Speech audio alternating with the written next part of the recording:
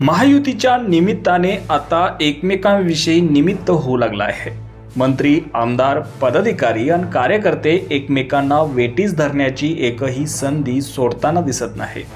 एकनाथ शिंदे यांच्या शिवसेनेचे मंत्री गुलाबराव पाटील यांनी कंत्राटदार हर्षल पाटील यांनी केलेल्या आत्महत्येनंतर आणि त्यांच्याविषयी दिलेल्या माहितीवरून तोंडघशी पडले आहेत।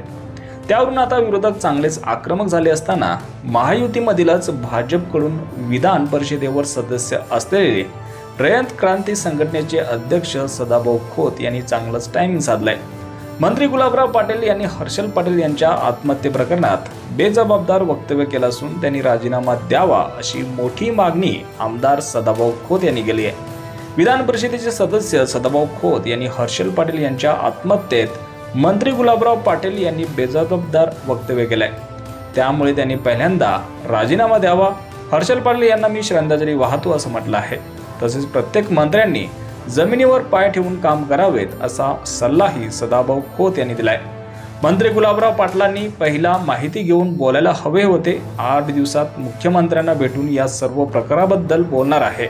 सांगलीच्या तांदुळवाडी गावातील स्मशानभूमीमध्ये हर्षल पाटील यांच्या आज रक्षा विसर्जन वेळी सदाभाऊ खोत उपस्थित होते। याच वेळी मंत्री गुलाबराव पाटील यांच्या विरोधात आमदार सदाभाऊ खोत चांगलेच आक्रमक झालेले पाहायला मिळाले। त्यामुळे सदाभाऊ खोत यांच्या या मागणीनंतर गुलाबराव पाटील यांच्याकडून काय प्रतिक्रिया येते हे देखील पाहण्यासारखं असणार आहे। याबाबत तुम्हाला काय वाटतं? तुमची प्रतिक्रिया कॉमेंट सेक्शन मध्ये नक्की कळवा। धन्यवाद।